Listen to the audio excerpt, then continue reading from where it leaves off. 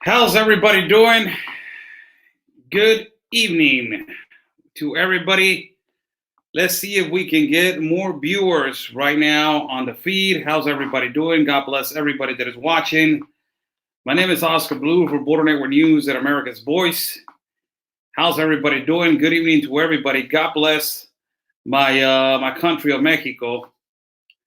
God bless my city of Tijuana, and also God bless the United States of America. How's everybody doing? Man, we're going through some situations right now that, it is amazing that it is, undeniably amazing.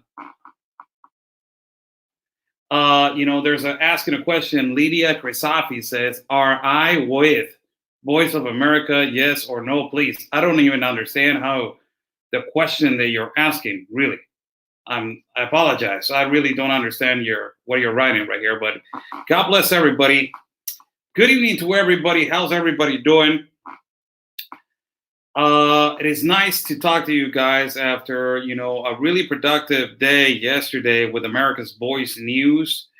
We did a couple of live broadcasts for everybody that it was watching. And, we did a couple of live broadcasts regarding the border, how, the essential and non-essential, it's affecting our, our city. It is affecting, our country, and how the essential and non-essential is going about. Now, it is really important for everybody that is watching that, a lot of people don't know this, but there is almost close to 2 million U.S. citizens that they live in Tijuana. They live, in Mexico. And the majority of them, they cross on a regular basis to the United States to work, to do their normal activities. And that a lot of tourists, with the tourist visa, they cross to provide better economy for the other side of the border, that is San Diego. We need to understand, this is why I'm a bilingual broadcaster. I can tell you how is the difference between, a tourist and a resident and a citizen.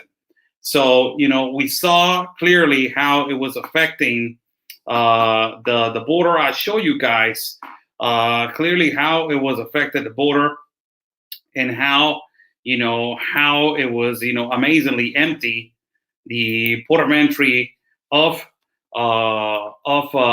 San Diego, San Isidro, and also of Otay Mesa. God bless everybody that is watching. Man, we're going to talk about a lot of things, and I will shoot the topics from top to bottom. We are going to, do a Tapachula recap. I promise you guys some photographs on what is going on over there with the migrant situation in Tapachula. I know the hot topic right now is COVID-19. We're going to drop on that a little bit later and a little bit more further. But what is going on with the migrants over there in South and in Central America, if it is really happening, in our last investigation that we went over there. And one of the particular situations that we went over there to investigate is that how all these gigantic companies are not providing jobs for Mexican indigenous and also for migrants from Central America that they're coming. We encounter ourselves with a beautiful company that his name is Argovia, that they make coffee. They make coffee, and they provide jobs for legal migrants in Tapachula. We talked to the owner, and I'm going to show you some beautiful footage of this beautiful place that the three of us, Ben Berquam, Anthony Agüero on our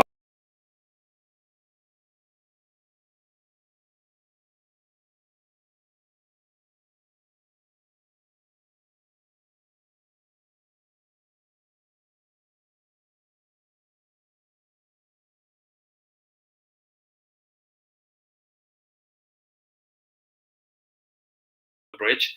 But I will show you guys some never seen footage of us enjoying our way to Argovia, and also I will show you guys how the migrant asylum seeker line in Tapachula is, and how the situation is being handled over there. How the border, it's open, still they're open right now. Guatemala with Tapachula are handling it differently. This was before the quarantine started in Mexico. This is 3 weeks ago when we took the trip, and now all of a sudden it already changed. But I will show you some beautiful photographs for you to watch. Also, we were going to talk about, two Central Americans. They've been arrested in Tamaulipas for extortion. These are the kind of situations that nobody says nothing about it. These are the kind of situations that nobody talks anything about it. And these are the kind of situations that nobody can, basically, see anything about it. They're telling me that when I put a picture, they cannot hear me. So that it's going to, I will show the picture, and then I will come back. I will explain the picture, and then I will come back. Thank you so much, moderator. Thank you so much. I will explain what the picture is about, and then I will come back to my to the normal view right here. So we're going to talk about that. We're going to show some photographs of some shelters, how they are so unprepared in the aftermath. For everybody that's watching, the aftermath after the COVID-19 ends, the essential and non-essential ends, how the aftermath, all these lawyers that they're going to take care of all these asylum seeking and the court cases in the United States, how is it going to affect? How is it going to affect all these people? They're not, they're not being taken care of. There are a lot of sick people in the shelter. So how is this going to be affecting, the economy? As people are asking, Super Chat is on the bottom for people that want to donate and contribute to my work. Thank you so much. God bless you. Now, another subject right here, we're going to talk about the tunnel that was just found, that it was made in Tijuana, that it connects to a particular factory or warehouse in Otay Mesa that is on the other side of the border in San Diego, California. The thing that I'm going to ask you guys, and a lot of you guys get upset when I ask this kind of questions, but the wall didn't help, people. The wall did not help. Did not help underneath the tunnels. It helps upstairs. It helps upstairs with, because it was made for irregular crossings of migrants. But the United States needs to figure it out, a little bit more measures regarding tunnels. These tunnels are being created.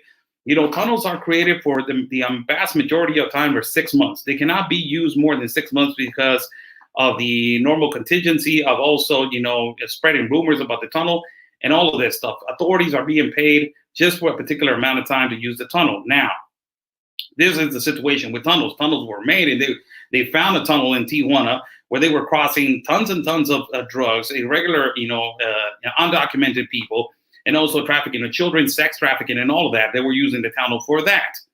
That is going to be amazing for me to show you a report and see, I want to ask you this question. This is the problem, that you put a wall, but the wall, it takes care, of the top. It is 6.7 foot to the bottom, 6.57 foot to the bottom. But, I've shown you guys that 6.57 foot. I have shown you guys tours of the wall, when they were making the wall, when they were using the wall, when they were, basically putting cement underneath the 6.57 foot meters of the wall, but 6.5 foot underneath the wall. But these tunnels are, meters down the wall. So how is it going to? What is there going to do? What are they going to do? The United States government needs to do something about it, because tunnels are going to continue to be made. Also, we're going to talk about the Harvard professor that it was detained. Speculation of him knowing the cure, or basically going over there and talking about the COVID-19. We're going to talk about that. That is pretty interesting. Also, we're going to touch on the subject on what is the hell Jim Acosta, man, Alexandria Ocasio. They're going on a rant. This pair of dumbasses, Jim Acosta and Alexandria Ocasio. Jim Acosta needs really, he needs to really understand that nobody likes his ass, really. And I'm sorry for the particular language, but, excuse my French, but nobody likes this guy. And Alexandria Ocasio, man, you need a date. You need to go out on a date, Alexandria. Really. You're done. Absolutely crazy, man. This woman is absolutely crazy. We're going to talk about a little bit of their little rants that they've been going on. And also, lastly, we're going to talk about how the city of Tijuana in our country of Mexico and a little, borders around our country, how they're handling the COVID-19. How are they handling the COVID-19? So let us just, I will get particularly going to the images. And I will be showing you right here, image number 1, as this is an image that I will show you. This was in Tapachula. I will show you this first image, and I will go directly to the image and then come back immediately because apparently you cannot hear me when I'm showing an image.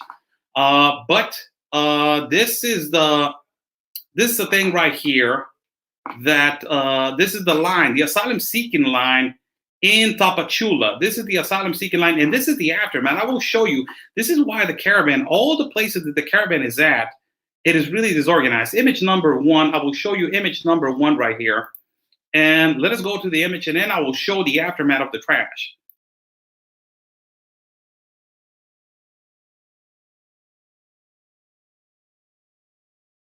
You see a pretty busy day right there. It was, for us, it was really interesting to see that the vast majority of the migrants, that they were waiting for their asylum permit in Tapachula. The majority of them were from Haiti, and from Africa, and a few of them from Central America, and a lot of them from Cuba. But this is the aftermath. This is how they leave the place. This is the reason why people, all the time where the caravan, and I was hearing Jim Acosta criticizing the procedures of migrants, how, it's not an invasion. And like this guy, he doesn't even know what he's talking about. He doesn't even live over here. And this is the aftermath. And this has been all the time. This has been all the time where the caravan stands, or where the caravan is located. All the time is the aftermath is this.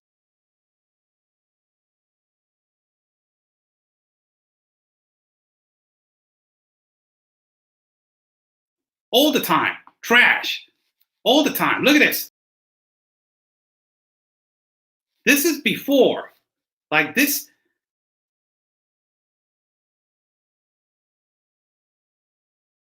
That's after. Like it's all the time. All the time the caravan stands or lands in one particular place. It's always the same situation. Now, well, you guys already seen how, I showed you guys how open the border is, and one of the shelters that has more than capacities of 5,000 people. It's a shelter that is called Casa Migrante, but I will show you right now the river, how it's already been, they built docks on the side of the river so they can move their water rafts. This is amazing because supposedly the National Guard was over there with the Border Patrol. And this is image number 3, I think so. This image number 3. Yes, image number 3. I will show you right now how, it's basically wide open. Image number 3.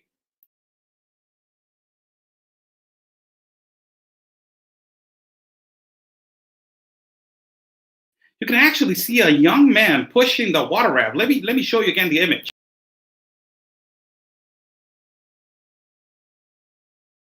It's amazing. It's amazing. And this continues to happen. Now, this was on the port of entry of Suchiate. Right now, I will show you the port of entry of Talisman, where you will see, actually how a migrant is crossing freely with, package on his backpack. But we crossed through another port of entry on the water raft, on top of the water raft, with a slide that it was, the water raft guy was hanging on the slide. And after that, let me show you image number 4 right here, as Ben Berquam and Anthony Agüero are in top of the water raft with Carlos Mejia Lopez. Let me show you image number 5, how insecure our borders are. And it's still there insecure. This is the thing that right now with the COVID-19, we're having a humongous problem with this spread of the COVID.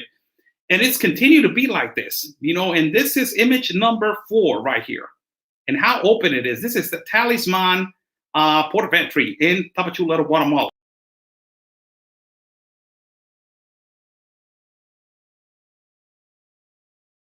It's amazing, like how easy it is to cross to one country to another. Man, it is so difficult to cross over here to San Diego to Tijuana to San Diego. I showed you yesterday how I was broadcasting in OTA, and I was at the right moment at the right time when 5 people from Asia, they were trying to cross to the United States, and they were sent to secondary inspection. I was broadcasting right in the middle of it. And this is how, imagine the port of entry of, they were asking me, hey, Oscar, is it different, the port of entry of Tijuana and San Diego to over here? For God's sake, look at this. This is the port of entry. You got to be kidding me with this. And this is Ben Berquan crossing already to the part number 2. He's crossing basically now on the other side to Guatemala. This is him.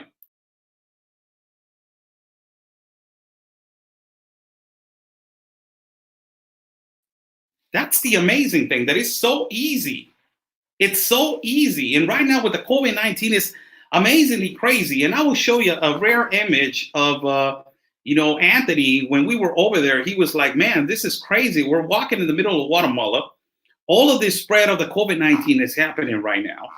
And I'm over here, and they were yelling at us, here comes the coronavirus. They were yelling at us. They were yelling, hey, here comes the coronavirus. Here's a weird image of him looking back at me, because there was a guy yelling at him, here comes the coronavirus, and he was yelling directly at him, and he's looking back like, what's up, bro? Who's yelling at us?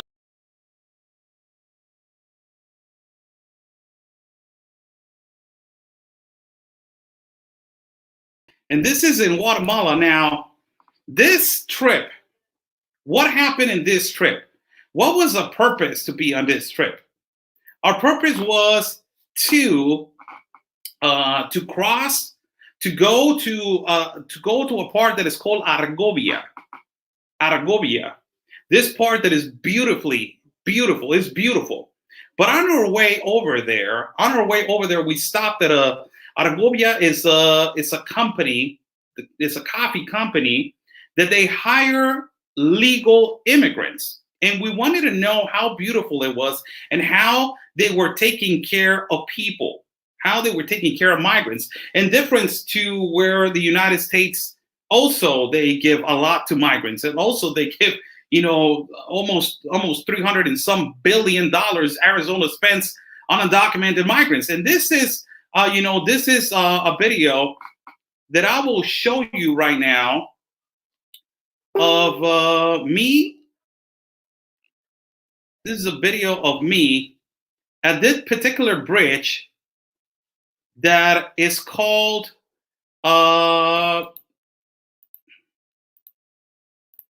this particular bridge is called Scotland Bridge. This particular bridge is called Scotland Bridge. I will show you this bridge so you guys can see how beautiful. This goes all to the environmentalists, all these Alexandria Ocasios and Ilhan Omars and all these pieces of crap that they are talking about, oh yeah, they're killing the environment and environment. I will show you how beautiful this is. This is beautiful scenery. And, let me know if you can hear the audio, because when I'm putting pictures, you cannot hear me. But when I put video, I want to know if you can hear the audio, moderator.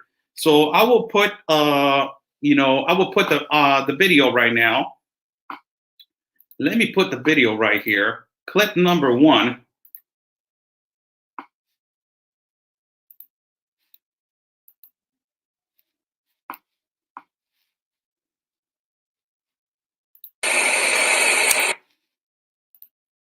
This is clip number 1. This is us at the Argovia Bridge.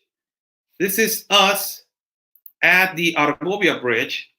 As we are right here, and you guys are going to see how beautiful this is. Really, it's extremely beautiful. This is one of the places, this is one of the magical places that, you can basically understand, like, where are the environmentalists? Like, what's going on with you environmentalists? And, it's beautiful all around, people, all around. What are you talking about global warming? Where is global warming? And let me put this video for you guys to hear it.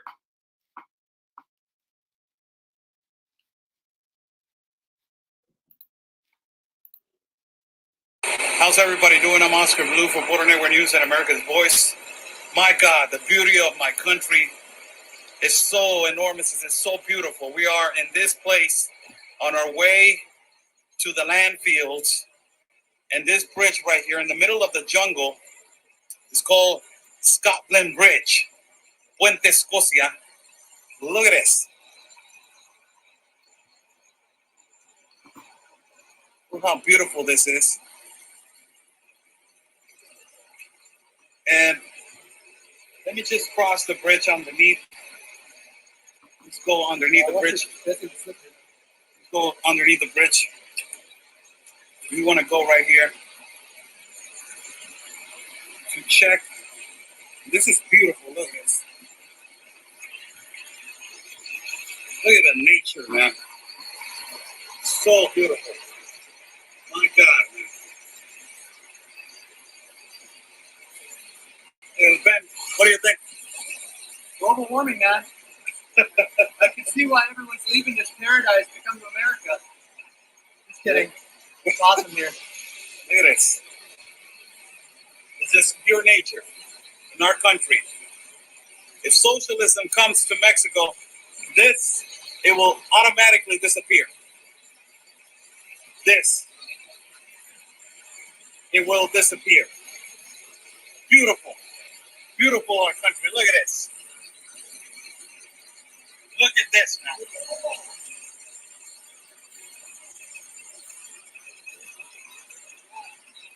It's beautiful. Beautiful.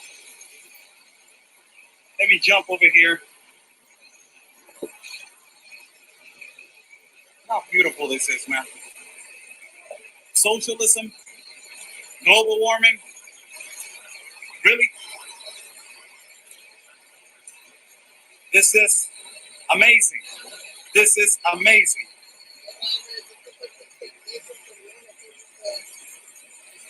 And this, we lack a culture right here. This is one of the things that we lack a culture right here. Look, trash right there. This is amazing, people. Unfreaking amazing. Let's love our country and respect our nature and respect each other's countries. And let's love each other. No to socialism. Stay safe. Peace and love. And know with your country first. This is this was one of the before we got to Argovia. Before we got to Argovia, I'm showing you this, right now, people. I think that it's a time that I've shown you that I need to show you some other, news and some other stuff, because my God, the COVID-19, it has us by the hand right now. And I'm showing you right now really important information on how companies, Mexican companies, how they're hiring legal migrants. This is on our way to Argovia, the company that I'm telling you. Now, I'm going to show you images from Argovia. Argovia is a Mexican coffee and flour company that their coffee and their flours, they export to the United States of America. It's a really important company for the United States because they export organic coffee. And we went over there with the idea to see how beautiful it was, or how they were treating the migrants, and if they were documented migrants. Now, let me show you image number 5, I think so. Right here, here is the village that they have the migrants. It's amazing how they have them. They offer them home, they offer them water, they offer them electricity, jobs, they offer them school for their kids, they offer them everything so they can work on that part of the jungle. This is image number 5 right here.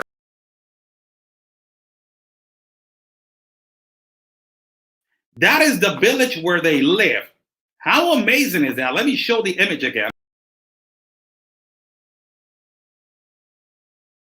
This is another image of the village where they live also.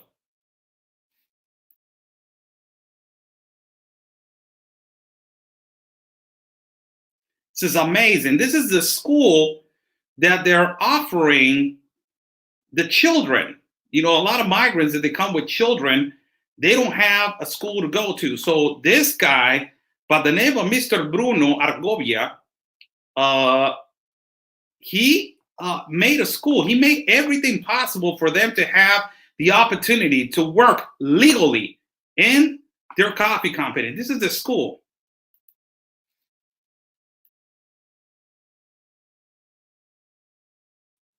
This is amazing. For us, it was an eye-opener. Number one reason why it was an eye-opener, when we were walking down that place, we were like, get the hell out of here. This is a paradise. How are you going to not understand that this is a beautiful paradise? How are you going to be complaining about it? And also we asked the migrants, we asked the police. Let me show you clip number 2 of me going down to actually the village where, this is basically where the village is at. So let me show you actually clips of video of the village.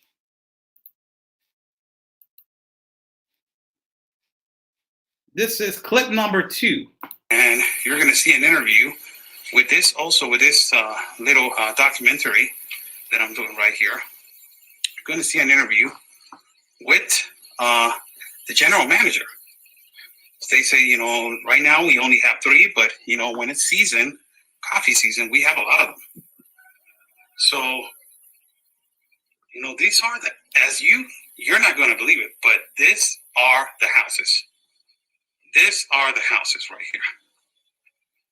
It looks like a beautiful neighborhood, peaceful, they have everything. Look at this. They have cable. They have a porch right here. It's beautiful. Look at this. How many people will die to have this kind of property? And it's given to them for work. Look at this right here. You guys, a woman there doing her clothes. Buenas tardes. Let me go over there and we'll take a picture later on. Gracias. These are their houses. That is where they work.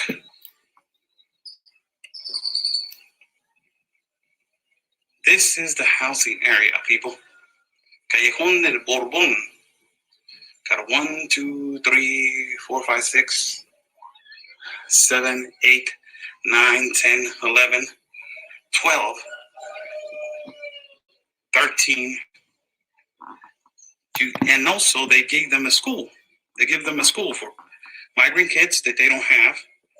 That they have migrants, that they have kids. There's a school right here. It's a playground right here. It's amazing. This is amazing. So this is where they were. That is where they were living. You gotta be kidding me with that. That is the tropical paradise. This guy owns acres and acres around it. But you guys are going to basically question, how does he get the money to build it? He built it out of the own product that he has a lot on his acres. A lot of his acres. And all of these families, a lot of them, they're indigenous families that they know the jungle. So this guy, he needs these kind of people because they know the jungle, they know the product. He was explaining to us how every plant needs to be grown, how a plant, from this kind can contaminate another plant. So let me put you clip number 2, as I am going to show you right now the interview of this guy. The interview of this guy right here. And then after that, I will show you, basically this is a guy that is the 5th generation of Switzerland people that they came over here. And they started the coffee company with flour company. and now he wants to explode, the product of Mexican product with migrants that they're coming in and they're asking for legal work, and he funds the legal paperwork for them to help him. This was for us three. It was amazing because this particular man, nobody has ever heard about him. Nobody has ever heard about Argovia, and he's doing magnificently, great to help people legally to work and produce their product and also providing what they need. So this is clip number 2 for everybody that is watching. This is Bruno from Argovia. This is a great interview. So, I cut, this is a little clip about the interview. The interview went on for 20 minutes. I'm not going to put it at 20 minutes. But this is me basically asking him, pretty much important questions about where is he from, and how is this going? ESEMA. And you are the owner? Owner, that's right. I'm the 4th generation in ownership of the plantation. Beautiful. The how many hectares or acres is the plantation is 187 hectares. That's around 350 acres. More or less in those areas. As we were talking right now, one of the beautiful things about the culture is the history since 1880. See, the plantation goes back in a very large history. The first migrants which established the plantation was a Swiss family, and that's where we get the name of the plantation, Argovia, which is the translation to Spanish of Argao, the name of the place they were originally from. Oh, wow. And so my great-grandfather maintained the name of the plantation, since we've also maintained the name. But it was a plantation which was established with the idea of cultivating coffee. And of course, due to the difficulty for transportation of coffee, the first areas which were worked on were very small. And then during the times in which communications got better, the amount of land used for coffee purposes was increased. So the volume of production was also higher. And what we have tried to do in the last 30 years is try to make it an organic plantation again, go out of the chemicals, back to basics, back to the original position.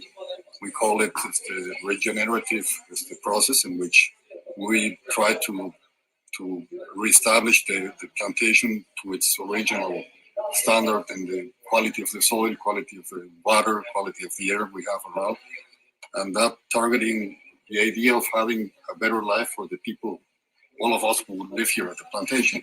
One of the things that you were highlighting right here was that we need to value, one of the purposes is to value more the land, value more the coffee, value more everything that is farmed here.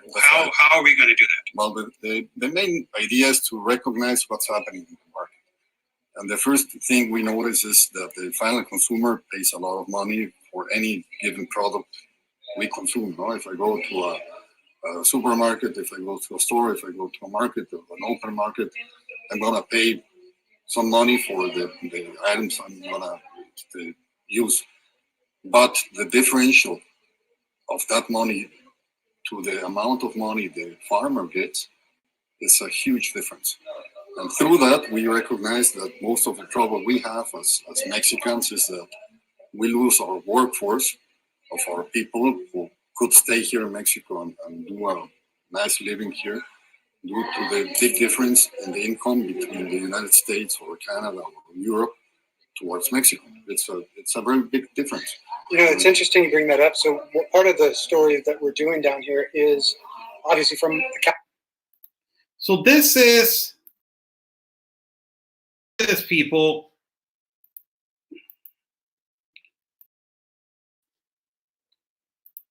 This is the guy. This is the guy. He's the owner. Fifth generation of people from Switzerland. This is amazing. Why? Because this guy is providing jobs. He's providing, he's exporting coffee. He's exporting goods to the United States of America and trying to do things right. But the most amazing thing that it was, for me, is that this particular individual was showing us three, he was showing us that it's really important to value our workers. Really important. Really important. And it's really important to understand what's going on with migrants going in work. And now let me show you clip number 3 of his beautiful place. It's beautiful. Show you clip number 3. This is clip number 3. This is his house on top of this mountain. This is his house. Look at this. That it was established by a German that came over here to our country, and now all of his sons are Mexican by the descendants of German, and they came here on the 1880, and they started with the cultivation of coffee and the cutting of flowers. You can see over there, all the way to the back, there's a person working on the roof of the owner. This is his garden. This is beautiful right here.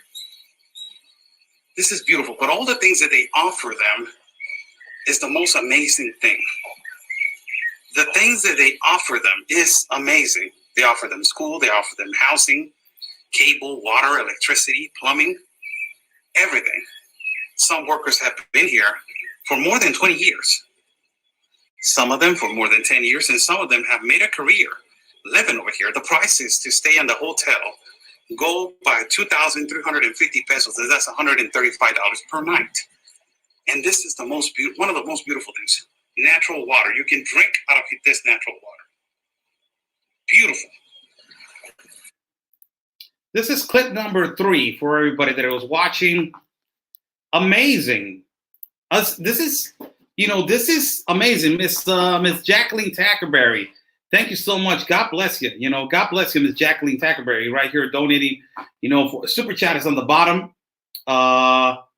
For everybody that is watching, super chat is on the bottom. If you want to donate and contribute to my work, thank you. God bless you. Thank you, and God bless you. Now, I wanted to show you this kind of clips because this shows how important is this kind of companies, these foreign companies in our country. Is really important, and how they are helping the migrants that they are doing legal paperwork. Now, let me show you an image right here. This is our friend.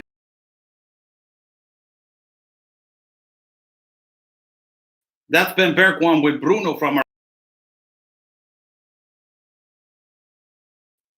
This is Conservative Anthony with Bruno from Argovia.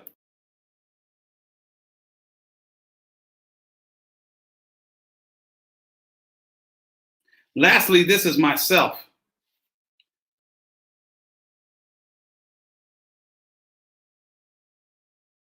It was an honor for me to shake his hand, really. It was really an honor. But you know who was an honor for me to shake the hand? It was this young lady that she was coming from far away where the villages were at. She's a Mexican indigenous, and she was carrying a shovel. And I approached her and I said, hey, it's an honor to say hi to you. You're carrying a shovel, but she was not embarrassed to say hi. This is how we don't value our people. We don't value our farmers. We don't value our own citizens, our own country, our own culture. We don't value that. And that is what Bruno from Argovia is trying to do to the world. He's trying to show everybody that we need to value our coffee. We need to value our land. We need to value our people. And this woman all her hands were full with dirt, and, her hair was all over the place, and dirt all over her clothes and all that stuff. And she was not embarrassed to say hi to me. When I said hi to her, I told her, hey, you know what? Let me shake the hand of a farmer woman, man. I want to shake the hand of you. She shook my hand and said, hey, tell everybody that they need to value our land. And I said, hey, are you happy here? Do you need any help? I'm like, no, I'm really happy here. And this is her right here. is I'm shaking her hand.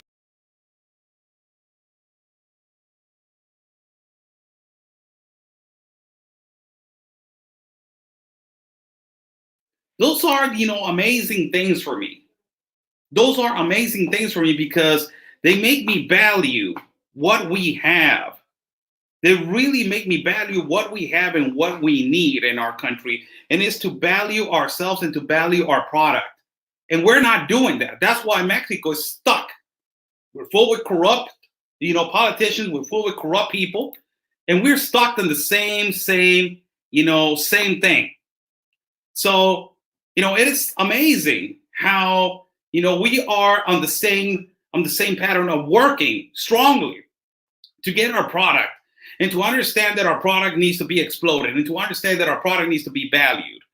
This right here, in comparison right now to what I'm about to show you,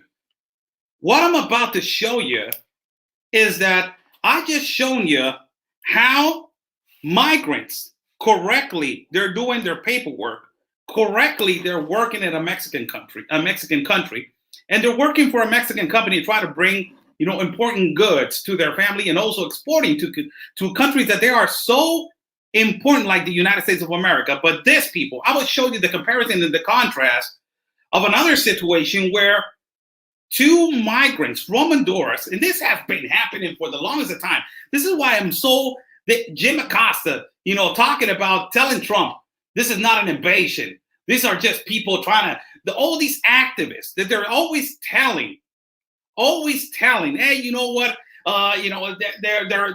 They're suffering. They need your help.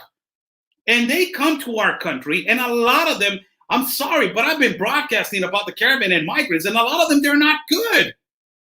I'm telling you, a lot of them are not good. And this tells you a lot, because these are two migrants that they were captured in, I think it was Tamaulipas. I will put the clip on right now. They were captured in Tamaulipas, and they were put under the authorities. They were captured for extortion and I think kidnapping. So let me just let us just I will translate as they're giving the news. This just happened. Two migrants, undocumented migrants from Honduras, from Central America, they got captured for extortion. What, all these activists, they're full with just extortion and all this stuff. But, all of the time, all of this Jim Acostas and all these people, they always trying to make it look like, oh my God, they're suffering. Oh my God, Oscar, why are you talking bad about this? Or this is the news talking about them as two people from Honduras, undocumented people from Honduras. They were detained, that they were dedicating themselves to stealing and extortioning people. This is clip number 5, I think so. And this is the clip of them being arrested. My God, people, when is this going to end? When are we going to understand that we need a regular port of entry like the United States has? That we need to put a wall, put double.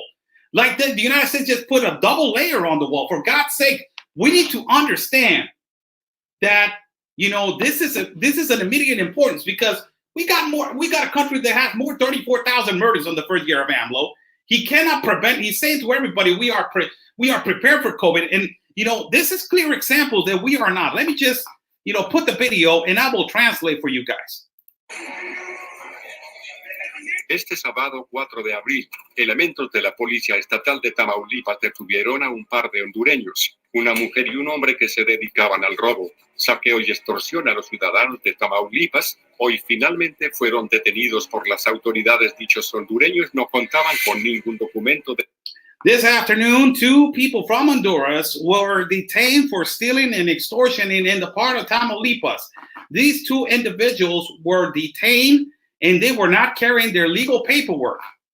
De identidad certificado por migración, se desconoce su situación legal. ¿Y tú qué opinas? Déjanos tu comentario y no olvides en suscribirte. What is your opinion? And leave us your comment, and don't forget to subscribe. That is saying, this is them being detained right here.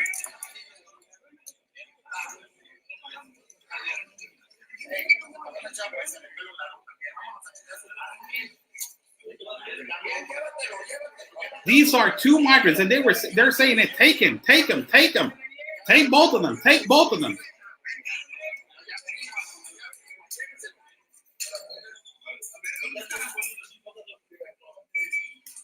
Where are you? Where are you? Show me where he's at. The migrant is saying.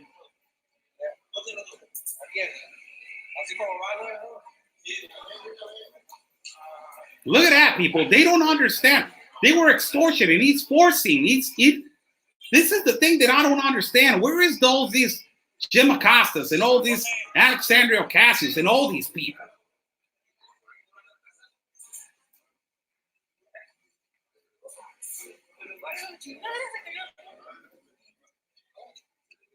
These are two migrants from Honduras that they were detained for extortioning, stealing in Tamaulipas, undocumented migrants from Honduras. This is what is coming to the U.S. Look, this is a woman, another one, arrested also.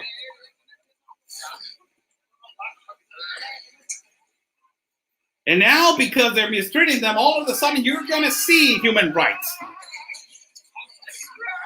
They train them so good to be, yelling and all this stuff. They're violating my right. They're violating my right.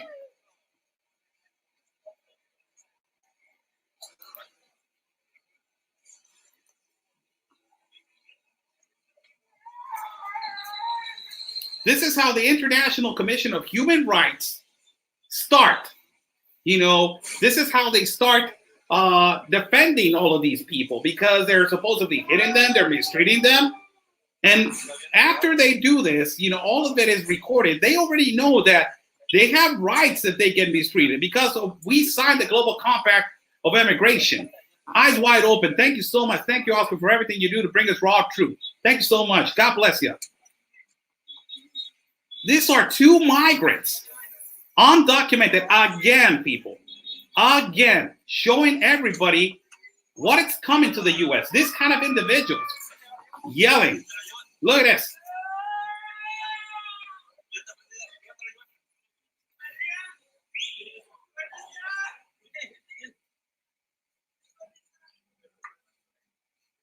It's a really nice part of the city, I'll tell you that.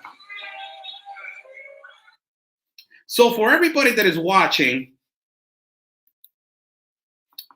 how's everybody doing? I'm Oscar Blue for Border Network News at America's Voice. We saw just a clip of two migrants, undocumented migrants from Honduras, that they were detained. They were detained in the city of Tamaulipas for extortion and stealing.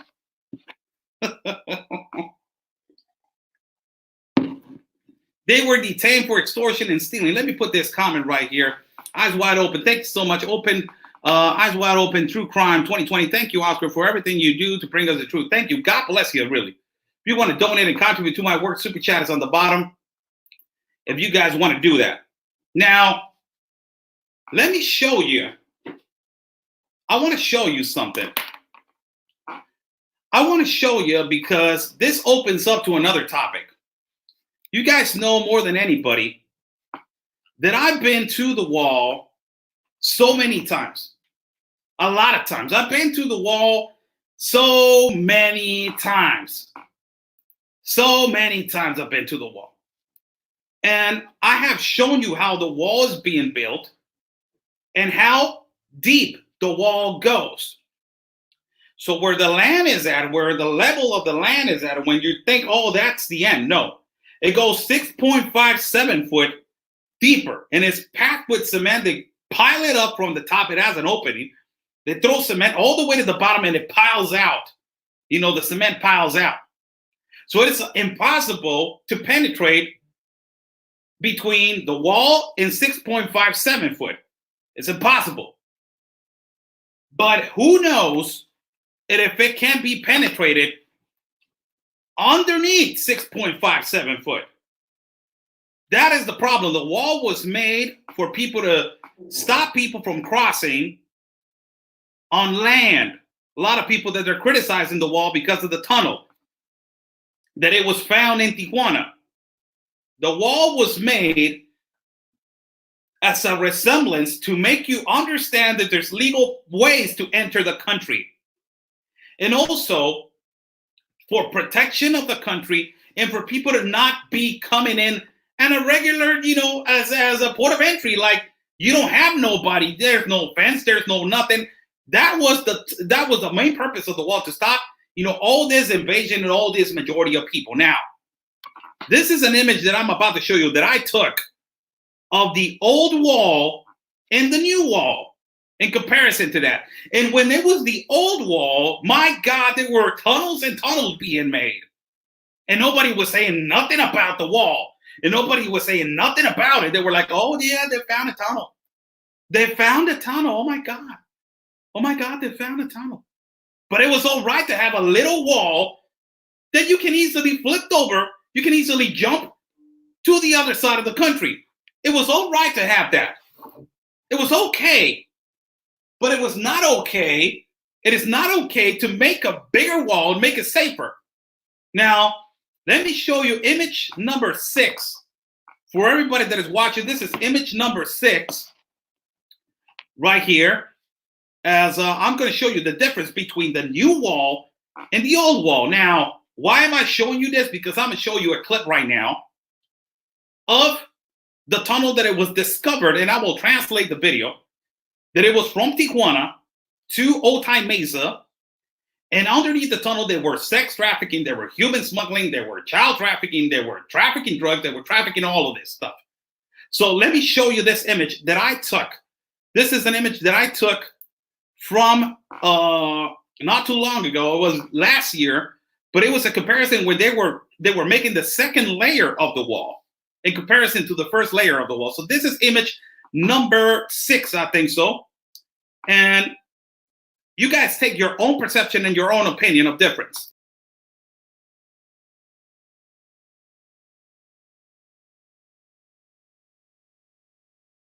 Can you see the size of the person? The size of the construction worker. Look at the size of the construction worker with the old wall. That piece of metal that you see on the side of the construction worker, that's the old wall. Look at that. Look at the difference. How easy they can just lift their hands and they can jump to the other side. I'm going to put it again. Now, do you see the other side of the wall? The big one that is on the other side. What is wrong with that? But now that they put the new one and they've made a tunnel underneath the 6.57 foot, my God, it is a huge problem. They're making a huge deal out of it. Let me put the other again.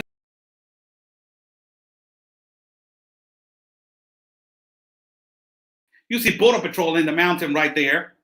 But this is what I'm actually saying, people. Because of that, now we've got all of this. I told you the wall, it was not going to work.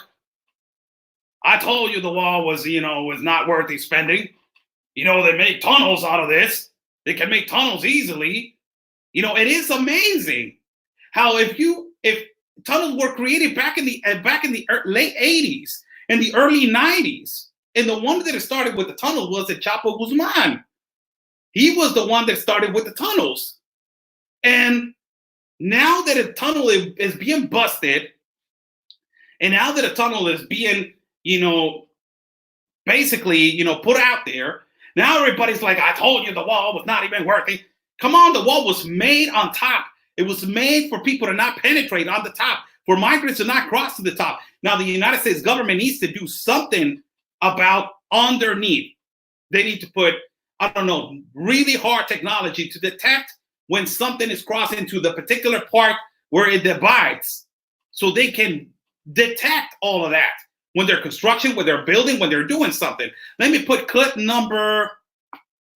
This is actual clips of when they discovered the tunnel, and I will translate right now.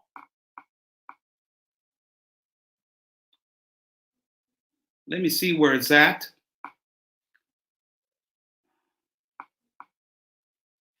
Right here.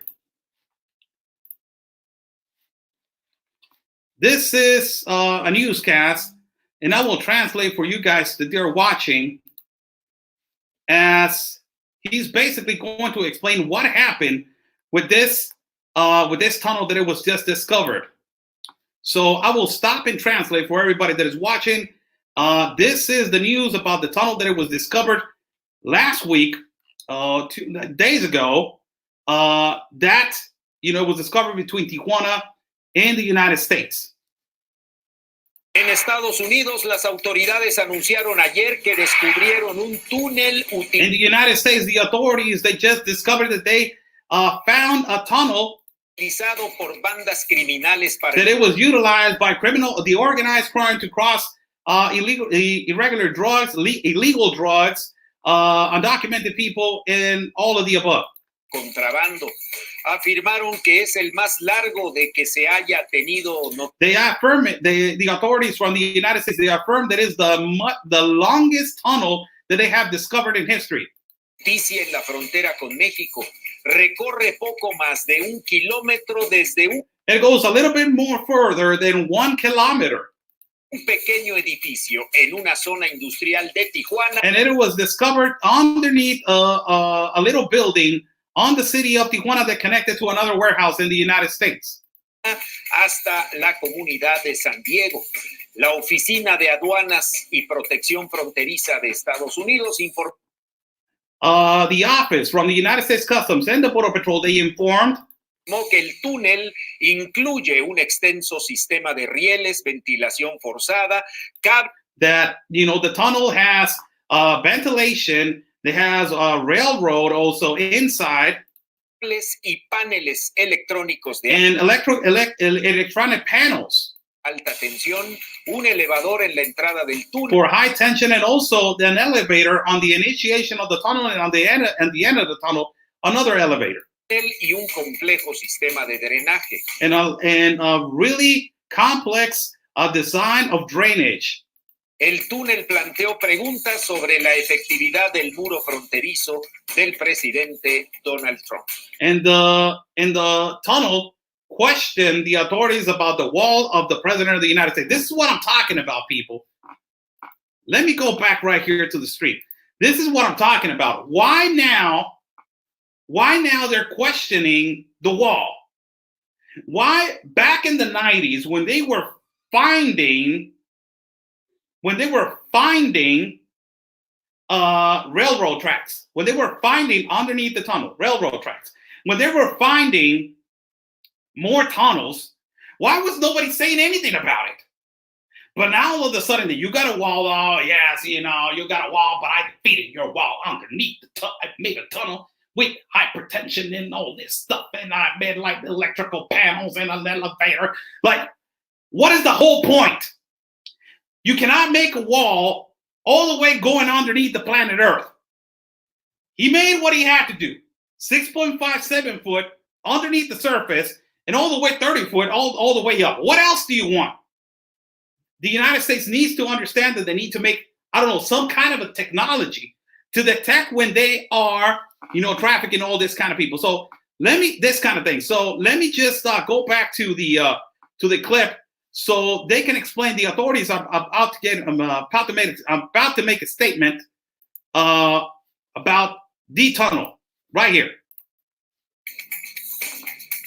As far as the initial discovery was on the United States side, with a combination of a lot of intelligence gathering and technologies that we're able to use, and then with the help of Mexico, we were able to exact a location of the tunnel itself.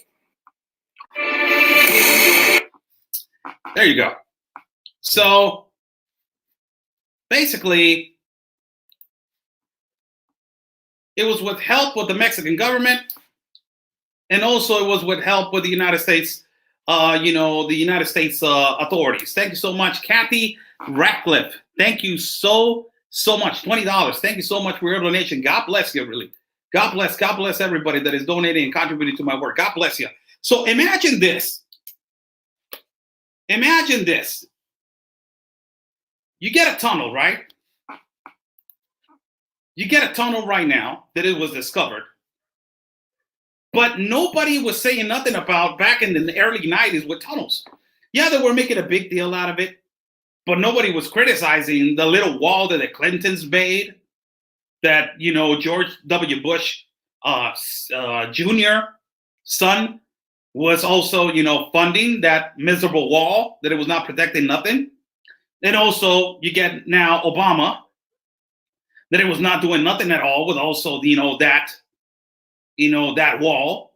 And now that Donald Trump makes a wall and then, made it much stronger on top, on the surface, they're criticizing everything. Now they're making a big deal out of it.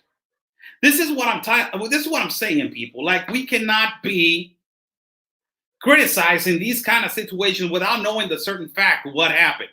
And the certain fact that is what has been happening. It is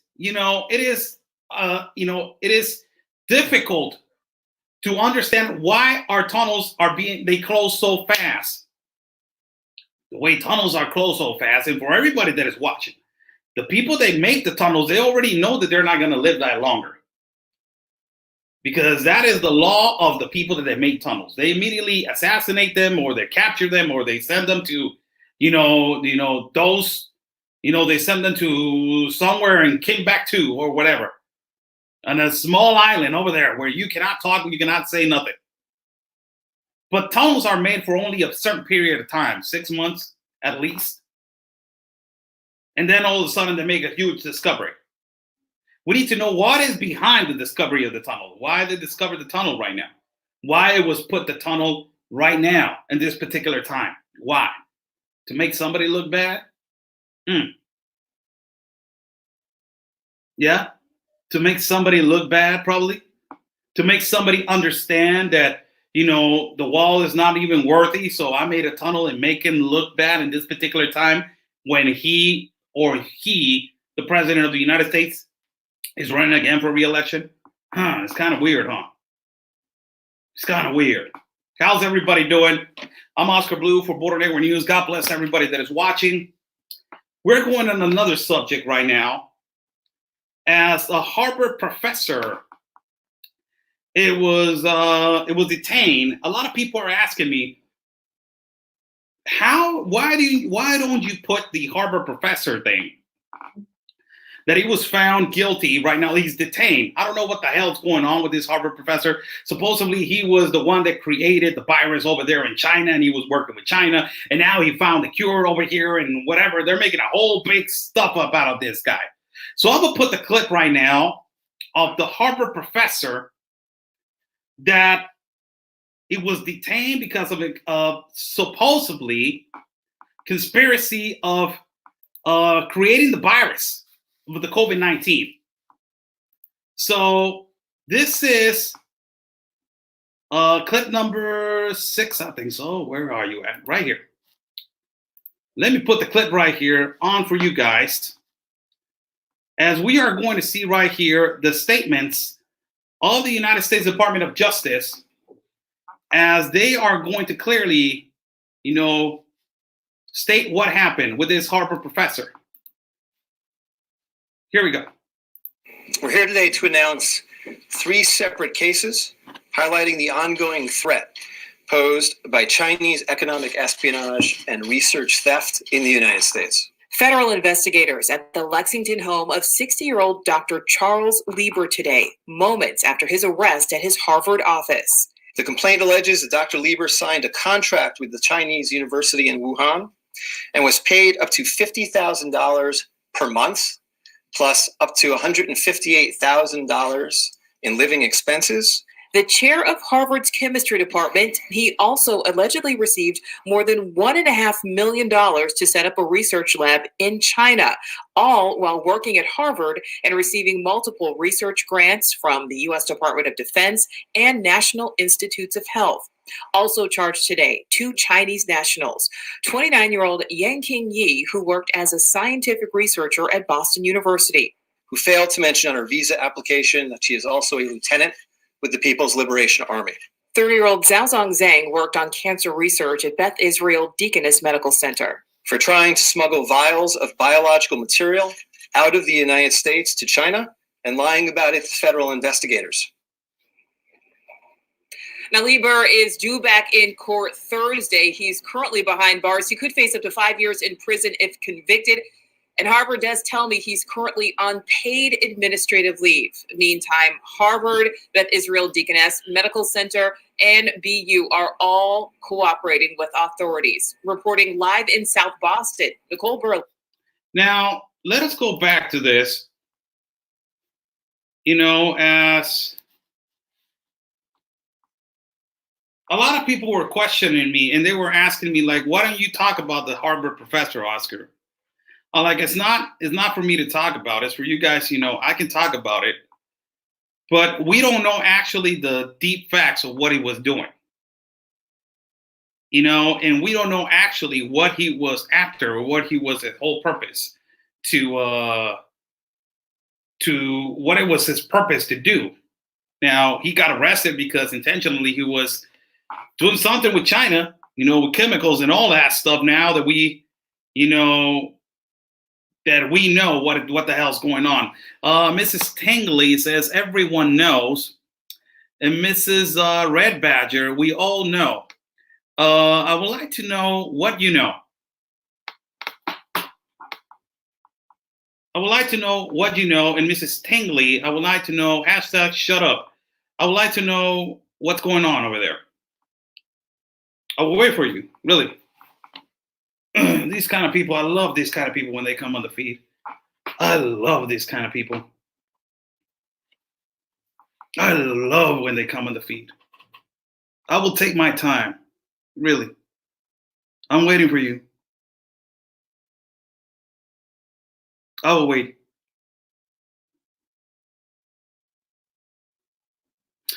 Should I put the, let me see. Let me see. Oh, you know what? Let me write here. Let me write here. Let me wait. Right here. Where is it? All right. Let me just right here.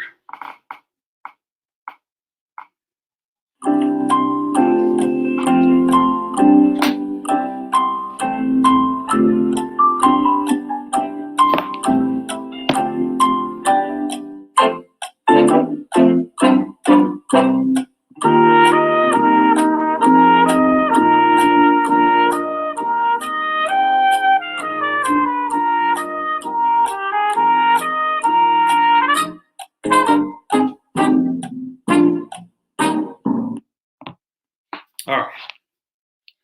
Okay. All right. So let's go back to what I was saying. So this is the situation right here. Situation, people, is that there's a lot of speculations right now. We're having a humongous problem. They say, no, it was not for, Oscar, the moderator said, don't talk. What is it? Don't talk about it. Don't talk about kids. So we're making fun. So it would stop. All right. God bless you. So there's a lot of conspiracy theories right now with the COVID-19. We're going to through a certain situation right now. A situation where there's a lot of things that they're going to come out. A lot of things that they're going to come out. You don't even imagine how many things are going to come out. And it was all about, situations that are happening because investigations are getting real strong right now, not only in your country of the United States, but around the world. Around the world. There's a lot of investigations going on. A lot. Why Trump is going after Maduro. There's a purpose behind that. Why the barrel of the petroleum is affecting right now around the world because Saudi Arabia just said, right now, let's sell it half price. And it's affecting the world. They found almost 800 million gallons of petroleum in Brazil. That is going to affect and shoot everybody in the foot with petroleum. A lot of things are going on right now. And, I was talking yesterday, I was putting a post about the Theodore Roosevelt right now on the ship that, a captain or I don't know what charge he had. He was in charge of the boat. And this guy, particularly, he took the wrong route of writing a letter and throwing it out to the media. That is what everybody understands. and he got relief of his position because he didn't follow the chain of command. Now, we don't know if that actually happened. Speculations are saying that that was not what actually happened to Theodore Roosevelt. What they're saying that actually happened to Theodore Roosevelt was that this person, particularly this guy, he knew that a lot of the soldiers were infected, and he tried to contact the chain of command. The chain of command was not answering, and when they answered, they said, "You know what? Don't worry about it. You're okay. Continue." So, out of desperation, he said to everybody, I'm going to write a letter for somebody to put attention to the situation that I'm having over here. So because that was exposed, the United States government supposedly in the military took this guy out of this position. Although a lot of people are saying that was not the way to follow the chain of command. That was not the way of following the chain of command. So, it's a lot of situations that, we don't understand right now. There's a lot of things happening, people. A lot of things are happening. Let's just find the right source, investigate before we start making judgments of people. That's the one thing that we really need to do nowadays. Nowadays that we're going through this pandemic and we're going through this, all of these situations. We need to understand, we need to investigate that is the most important thing. It's a lot of things that they're going around the world. A lot of things are going to come out. I just told you. And one of the things that is really, can I say a bad word? Can I say a bad word? It's not a bad word, but I don't usually, I don't usually use foul language when I'm live because I don't want to damage the feed. But I just want to, it's not the hell. It's not a bad word. One of the things that really pisses me off are journalists that they think that they're a smart ass. All these journalists that they think that they're a smart ass, and they get paid thousands of dollars. Thousands of dollars. They paid them thousands of dollars to do this horrible job. Horrible job. One of them is Jim Acosta. Jim Acosta, what he needs really is the Sex Panther perfume from Anchorman. Really. He needs that. He needs that to be put on his neck and nobody like him and everybody spread all over the place. Really, he needs that. Jim Acosta is a dumbass, really. We're going to put a clip right here because all these journalists and all these activists and all this, all of these Congress from the left, they're coming out and they're saying they're dumbasses. They're speaking their mouth and they're saying all these incoherent things that they're, for God's sake, there's a pandemic, there's crisis, not only the United States, but it's on Mexico, it's on all over the world. And right now, this dumbass as Jim Acosta, he's an opportunist. He takes this moment to attack the president. And I'm gonna put this clip, it's an old clip, but I think it was last week, this clip. And this is Jim Acosta. This is what Jim Acosta needs, man. This is Jim Acosta on a briefing talking about the COVID. Right here. Let me just, right here. Is it right here? Yes, this is right here. So this is Jim Acosta talking about the COVID. And, this is MRS Rad Badger. Me and MS Tingley apologize for derailing the chat for a good cause. God bless you, Mrs. Red Badger. You're a great fan. God bless you. No. I was just playing. You play, I play. That's the way it is. That's the way of the game. I love you. Really. Thank you so much. God bless you, really. So let us hear this clip about the president, practically talking to Jim Acosta, this dumbass. Let us just, and I will tell you what is the solution for Jim Acosta. You guys want to know what the solution for Jim Acosta? You guys want to know what's the solution for Jim Acosta? You guys want to know? I'll give you the solution for Jim Acosta. You guys want to know what's the solution for Jim Acosta? Yes or no? You know, I got you the solution. Let me put this clip right here, and so you guys can listen. This is a disgrace for journalism. What kind of journalist disrespects the president in a hearing like this? Even I disrespect AMLO. If I go to a hearing or to, a place like this to hear the president, it is undeniably, it is disrespect to all of these situations. To talk to the president like this is a total disrespect. But let's put the clip right here, and I will tell you what Jim Acosta needs. Let's give it a shot. What do you say to Americans who are upset with you over the way you downplayed this crisis over the last couple of months? We have it very much under control in this country. Coronavirus is very much reading the lines of the president. It's going to disappear. It's like a miracle. It will disappear. At March 4th, we have a very small number of people in this country infected. March 10th, we're prepared. We're doing a great job with it. It will go away. Just stay calm. It will go away. What do you say to Americans who believe that you got this wrong? And I do want them to stay calm.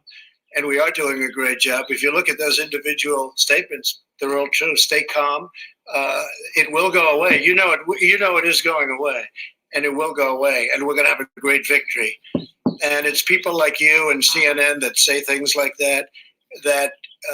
It's why people just don't want to listen to CNN anymore. You could ask a normal question. The statements I made are, I want to keep the country calm. I don't want panic in the country. I could cause panic much better than even you. I could do much. I would you got that right. Minor league player. But you know what? I don't want to do that. I want to have our country be calm and strong and fight and win. And it will go away. And it is incredible, the job that all of these people are doing, putting them all together, the job that they're doing. I am very proud of the job they're doing, that Mike Pence is doing, that the task force has done, that Honeywell and Procter & Gamble and Mike and all of these people have done. I'm very proud. It's almost a miracle, and it is, the way it's all come together. And instead of asking a nasty, snarky question like that, you should ask a real question. Oh, no. I just love the fact that how he doesn't care, man. How he doesn't care. How can you put, why are you using statements from the president to contradict the president? That is a total disrespect. I will tell you that. This is what Jim Acosta needs. You know what Jim Acosta needs? He needs the Sex Panther perfume, man. He needs that. Every time Jim Acosta is at a press conference, he really needs to have the Sex Panther perfume. Really, he needs to wear it so everybody that is watching him and everybody that is close to him, they will not put attention to him. This is what Jim Acosta needs. Hold on. Blackbeard's Delight. That is right. She gets a special cologne. That's you, Jim Acosta. It's called Sex Panther. That is right. It's illegal in 9 countries. Yep. It's made with bits of real panther. Oh, dang. So you know it's good. It's quite pungent. Oh, my God. It's a formidable scent. Yes. Stings the nostrils. It stings. It really. Jim Acosta, you need this kind of. Brian, I'm going to be honest with you. That smells like pure gasoline. It is straight gas. Studies, 60% of the time. It works. That doesn't make sense. Let's go see if we can make this. That is you, Jim. This is what you need. You need the Sex Panther. You need Sex Panther, man. Look at this guy. Look at this guy, man. Stand your way. My God. What is that? Can somebody brush some Sex Panther on Jim Acosta? Can somebody brush some Sex Panther in Jim Acosta, man? We need to put some Sex Panther in Jim Acosta so nobody can let him in. Really, God, this guy, for God's sake, really. Who is going to put a stop to all these journalists, man? These are the ones that they are damaging your country. These kind of journalists. These kind of journalists that they go in front of everybody, they contradict what the president is trying to do. For God's sake, let him work. Let him work. They're not letting him work. Right now with the COVID-19 situation, New York, and the speculations of of tunnels with children in queue speaking. You know what Q? A lot of people, a lot of people believe in Q. A lot of people believe in Q. God bless you. If you want to donate and contribute to my work, there's super chat on the bottom. God bless everybody. But a lot of people believe in Q, man. A lot of people believe in Q. A lot of people got insulted the other day with that because I put an Alex Jones video. And Alex Jones is basically saying, hey, you know what? Q, show your face. And Q is not going to show their face because they're intelligence. They're military intelligence and they know everything. They know everything. You're going to die one day. We know you're going to die. Q knows. But all the people that they put their face out there, those ones, nobody believes them, but they believe on a person that is not even there, that is Q. They believe on Q because it's not even, you don't even know if it is a person, if it is a group, if it is an organization, if it is whatever it is, and everybody is going to be like, yes, Q is the best organization ever. Q was made. That it was made for the truth. But people that they're, putting the truth out there for people and for all the community and for everybody, those people don't believe on that. Let's believe on Q. Amazing. Amazing. Unfreaking amazing. And now, people, you get all of these people in your country, they're going on rants. Right now with the COVID-19, they're going on rants. And they create all these rants for, you already know that it's attention what they want. You already know that, all these kind of individuals, they can't wait to, something, flamboyant comes and I want to be the one right there. And one of the people that I'm like, man, you know what you need, Alexandria Ocasio? This is Alexandria Ocasio. And I know what you need, Alexandria. If I took you out, I'm asking you out on a date, Alexandria. You're a liberal. I can make you come to the right side. I'm going to ask you out, Alexandria. My first date, taking you out, it will be, but I want to put this Alexandria Ocasio video so you guys can understand how these people, man, really, these individuals that they are in your country. This is a clip from Alexandria Ocasio talking about the COVID. And she goes out on a little rant and starts talking like a, you know what I mean? Girlfriend. Like, what the hell? You're a public speaker. You're in Congress supposedly. And you're like, yes, girl. So this is Alexandria Ocasio talking. Look at this. One of the hardest hit communities in the hardest hit city in this country, Queens, New York. 13 dead in a night in Elmhurst Hospital alone. Our community's reality is this country's future if we don't do anything. Hospital workers do not have protective equipment. We don't have the necessary ventilators. But we have to go into this vote eyes wide open. What did the Senate majority fight for? One of the largest corporate bailouts with as few strings as possible in American history. Shameful.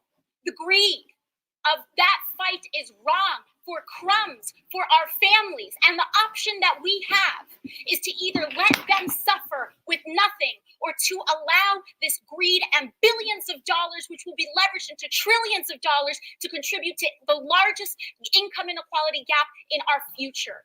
There should be shame about what was fought for in this bill and the choices that we have to make. Gentlemen. Oh, damn. She went in. I'm going to tell you like it is. She went all in. These people, who's this? The other day, she was making a video. She was talking about politics, and she was making a video, making a margarita. It's really, you know what you need, Alexandria? If I took you out, I'm going to take you out. You know, I'm going to take you out on a date, Alexandria. But if I took you out on a date, you know, this is, you need to go out. Because, man, my God. But if I took you out on a date, Alexandria, this is what I'll do. I'll do this. And I'll make it happen for you. Now. Okay, I guess I can play a little bitty. Honestly. Come on. Give me a hand. I'm not prepared. I really am not prepared at all. Yes! This is a surprise, I'm telling you. Guys, E solemn shakedown, E flat. Keep it simple, splashy. And Man, and conservative Anthony, let's make it Vaseline right there. I'm a little off right there to start, Alexandria. I'm not here. That's Alexandria right there. Right there. I'm going in right there. Look, I got her attention. This is what you need, Alexandria. It's all right. Little ham and eggs coming at you. Hold on, people. That's right.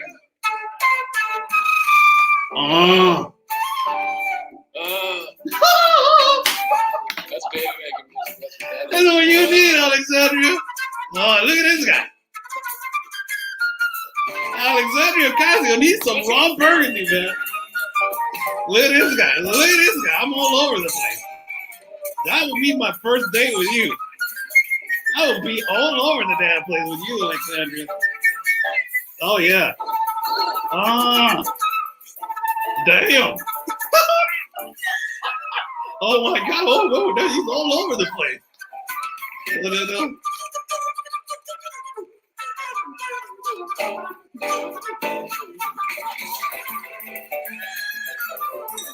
They got the fire going on right there. Oh, snap. Oh, snap. Holy smokes. Arriba.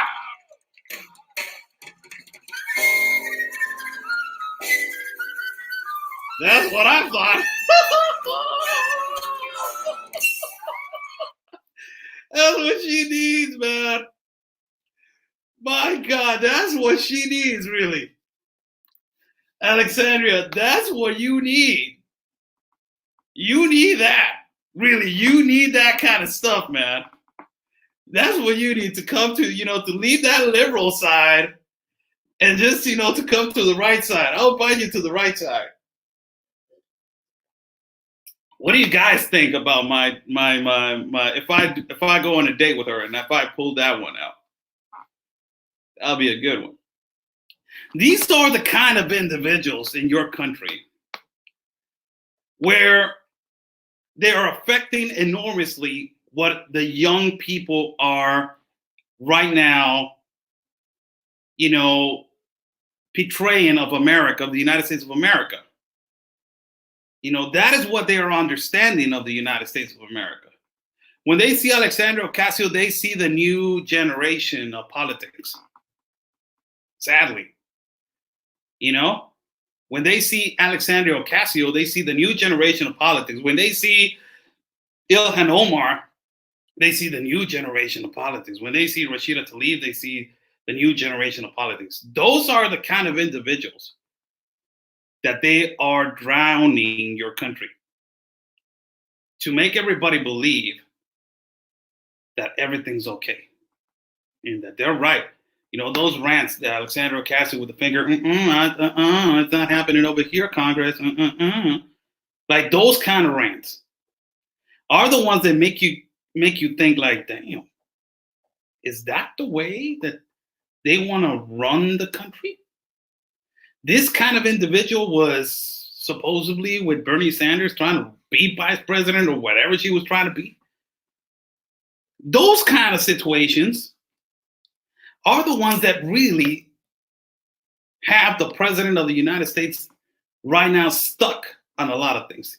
If everybody was to support what Donald Trump is doing right now, and what Donald Trump is trying to do right now with his country, a lot of things were different. But you get individuals like Jim Acosta that I just put you, the sex banter. You need some sex banter when he goes into, when he goes into a conference. He needs some sex banter. And Alexandria Ocasio, you need the flute. Really, you need somebody to play the flute. That's what, all these individuals, they're a joke, people. They are really a joke. They're really a joke. And there's a lot of things that 88.1 exposed Sandy for the fake she is. I don't even know who Sandy is, but Rita Lane, thank you. 88.1 is Fargo Moorhead. And I want to say a quick shout out to Cindy and Duke. Cindy and Duke, quick shout out to you guys. If you guys are watching, thank you so much. God bless you. Also, shout out to my partner, Conservative Anthony. God bless my partner, man. He's a great guy. And all of these individuals, they're the ones that, the United States has. They don't know what the crisis that is happening at the border. They don't know what actually, the invasion looks like. They had never been to Guatemala. They never crossed to Guatemala on a water raft. They don't know how it is affecting the borders right now, how it looks right now on the other side of Mexico, how it is affecting the local vendors and the local businesses, this COVID-19, how, the essential and non-essential, how it is affecting enormously the economy. They don't give a rat's ass about nobody. You don't see them with, with people. You don't see them how it is affecting shelters. And I told you, how is this going to affect on the aftermath? The aftermath, people, when you start seeing that Trump is going to say, hey, you know what? It's time to make everything essential again. Do you think that the shelters right now, do you think that these shelters are taking care of their people? Do you really think that this shelters, excuse me for that, do you think that these shelters are taking care of their people? There's a lot of people at the shelters that they're sick. I just went to a shelter the other day, and I shown you. I went in there live, and this is their social distance. This is Shelter Juventud 2000. These Jim Acostas, this Alexandria Ocasio, they don't know scrap of what is going on over here. They don't know nothing. They just go, they're puppets. They're just like, hey, you're going to say this. New generation needs to hear you out. Everything's for everybody. And, they need to pay for your education. You don't have to work for nothing. The United States can provide for that and more. Like the activist Justice, when I confronted him over here at the Port of Entry of Chaparral, and he's saying, I can provide for somebody that is out there, for somebody in my home, because the United States can provide for the world. Like, damn, man, you got more than 500 homeless people in your country. Why can the United States cannot even provide right now for the homeless people? Obama left the country like with nothing, with no shoes. And you're talking about what is going to happen after the COVID-19.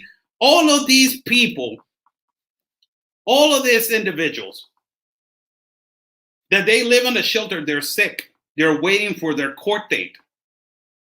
And they're going to go to court with a little tons of, infection of the COVID. There's going to be judges, police officers, border patrols, all of these people. Do you think these people are going to get cured? No. The aftermath is what we really need to be worried about. The United States people need to be worried about. This is the social distance, people, in the shelter Juventud 2000. Let me show you image number 8 right here. Juventud 2000. This is the social distance right now.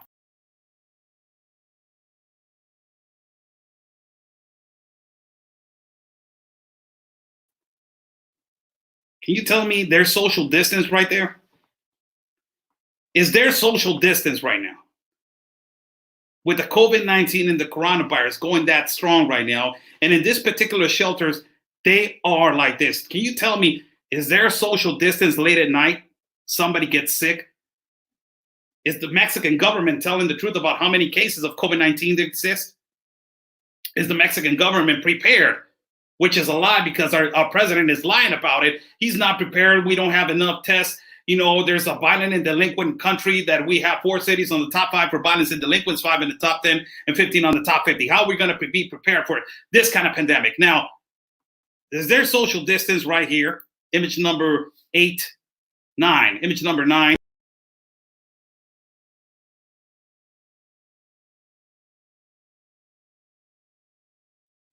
No, there's not social distance. This is the shelter that I visited, and then I talked to the person in charge, that is Don Chema. Don Chema is a good guy. He's a good guy, but I told him, are you prepared for this pandemic? We're not even prepared for the next caravan, Oscar. We don't even know if we're going to get the help we need for this pandemic. We don't know. This is the shelter right here. Let me show you the image of the shelter from the outside.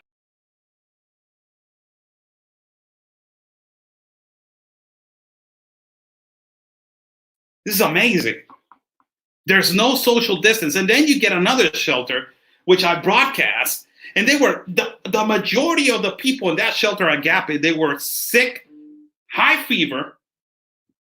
First of all, high fever, coughing, you know, all of these situations signs of COVID-19, big signs of COVID-19.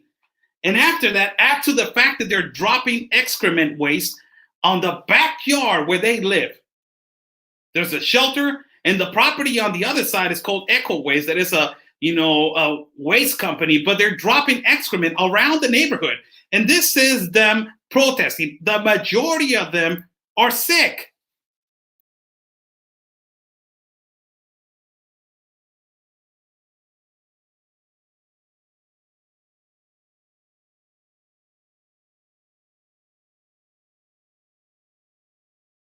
This is a protest from the Pastor Alberto saying, stop the dumping on the side of the shelter because all the debris, we're breathing the debris. We don't even know what kind of chemicals we're breathing. We're smelling, we're breathing excrement, for God's sake. And we got cases with signs of COVID. Amazing. And nobody's doing anything about it. Now, what am I saying this? This is image number 10 of how it looks, how you can see how, you know, in certain particular parts in the middle, there's excrement already dumped. This is image number 10 right here.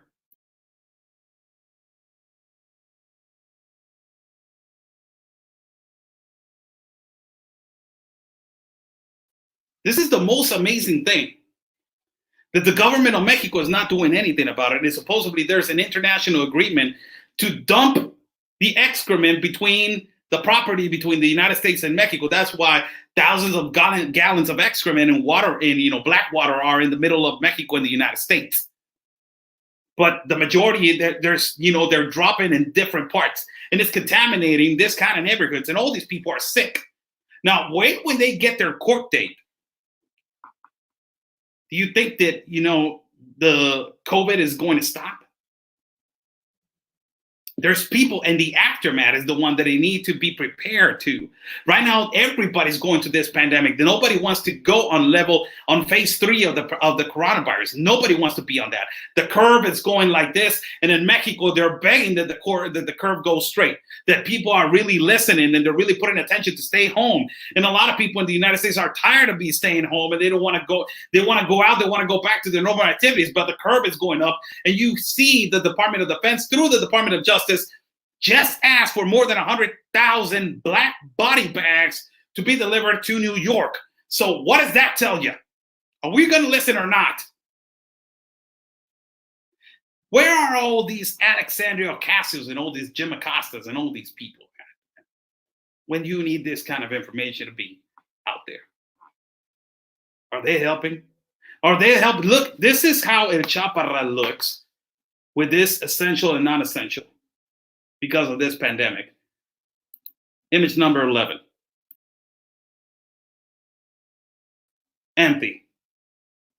It's affecting the economy. Mexico doesn't have a plan B.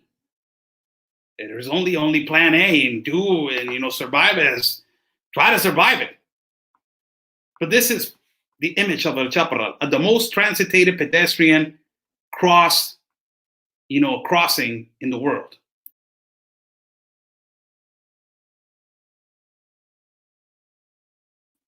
Amazing. This is image number 12. How it looks from the other side. El Chaparral border.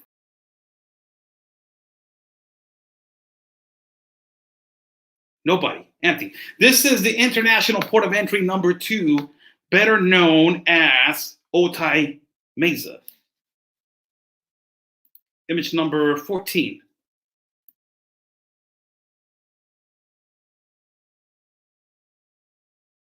Empty. This is the line that on a regular Saturday, you do more than 5 to 6 hour line on the port of entry of Otay. This is how many vehicles they were. Image number 15.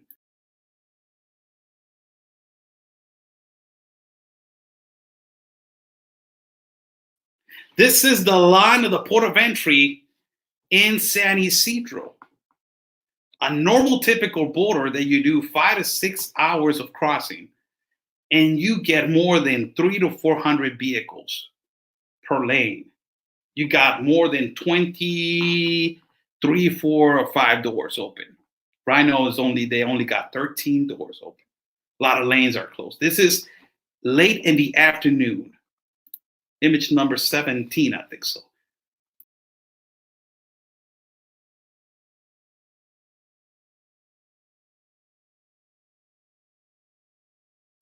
Do you see some of this humanitarian Congress people, humanitarian journalists, talking about how it is affecting other countries, the pandemic? Do you see the International Department of Human Rights talking about how supposedly it affects the pandemic? How it affects supposedly, how it's supposedly going to affect the pandemic, the economy on other countries? Do you see all these people talking, about it? You don't see them, right? This is the reason why I'm telling you people that right now there's a lot of things going on, and we need to research, and we need to go to the particular individuals that we think that those ones are, our main source. And we need to do what is right. If you want to stay home, stay home. If you don't want to stay home, it's under your own consequence. But remember, consequences come with mistakes. 619-324-5260.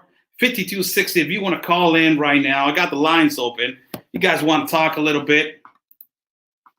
If you guys want to talk a little bit, I haven't seen the comments. There's a lot of comments right here. But if you guys want to come and talk to me, 619-324-5260. If you guys want to donate and contribute to my work, there's super chat in the bottom. If you guys want to donate and contribute to my work, God bless you. Good afternoon. How's everybody doing? We touch a lot of topics, and one of them was, our trip to Argovia, in Tapachula. We shown you video of this coffee company that it was giving jobs to legal migrants. It was a great trip. I think there was a phenomenal experience what we encountered over there. Conservative Anthony Benberquam in myself. It was great. This Mexican company that practically gave us the opportunity to basically to know how they're treating migrants. Beto Alfa, estás aquí en el chat. Saludos, carnal. Un abrazo enorme, gigante. I want to say hi to Beto Alfa, a Mexican journalist over here that, he has done a lot of information, and he's quite of the few that they just, go out there and expose what is going on in Mexico. We also talked about, pictures of our, a little bit of our trip at Tapachula. Also, we talked about, how, it's not stopping the invasion, and it's not stopping these people from Central America, that they're not being searched in our south door and our south border. And I gave you an example of how 2 people from Honduras that were just captured because they were extortioning and they were stealing from citizens. Also, we talked about the tunnel that it connects from Tijuana to Otay Mesa. We compare that to situations they were in the past with the wall, with the past wall, with the bomb and all that stuff. Also, we talked about the Harvard professor. Also, we talked about Jim Acosta. We talked about, about Alexandria Ocasio. And lastly, but not least, we talked about, the COVID-19, 619-324-5260. I'm going to put, a lot of people are asking, what is the government of Mexico doing right now? And this is Said Betanzos. I'm going to put a clip right here of how there are inspection points. Now, there are inspection points in the city. There are inspection points in the city, and police officers are going to, when there's a red light, you got a police officer going over there and telling you, hey, you know what? This is what's going on with the COVID-19. I suggest that you wear, a mouth protection mask, and and I suggest you wear, gloves and all that stuff. So this is clip number, I think is number, what is it? Number 17, I think. So this is clip number 17. This is Said Betanzos, a great reporter, one of the greatest reporters right here in Tijuana, Baja California. And, this is him doing, recording of how the police officers in Tijuana are inspectioning on every red light, and they're telling people, hey, you know what? This is what you need to do with the COVID-19. This is Said Betanzos reporting. Let me see if we can get right here. Right here, this right here. Said Betanzos right here. This is a particular point of entry. This is a bridge that is called Playas de Tijuana Bridge.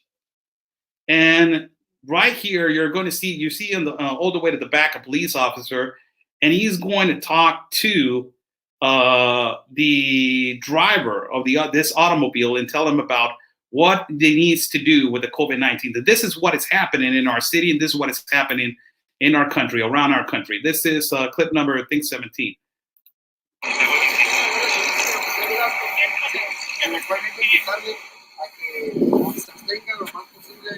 I'm recommending you to abstain yourself the most possible way to stay out.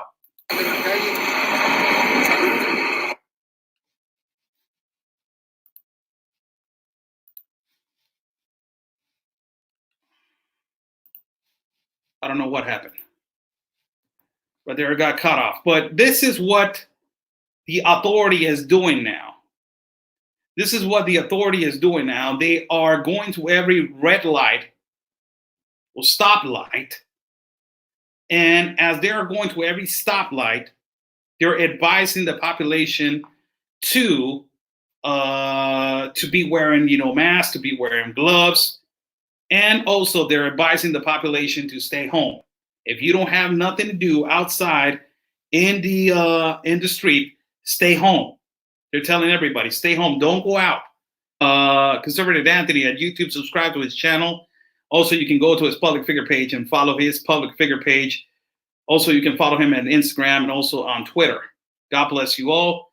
You can subscribe to my channel, give it a like. Right there, the phone line is 619-324-5260. If you guys want to call in, toll free.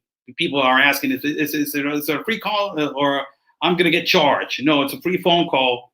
If you guys want to call in, and if you guys want to talk to me for a minute, I'm right here waiting for somebody who wants to talk. If they want to ask a particular question or they want to ventilate a little bit of what is going on. In this pandemic right now, the situation in the United States of America. God bless you all. Super chat is on the bottom for people who want to donate and contribute to my work. Thank you so much. We love Anthony. Yes. Great guy. Phenomenal guy. My partner. He's a phenomenal guy. So God bless everybody that is watching.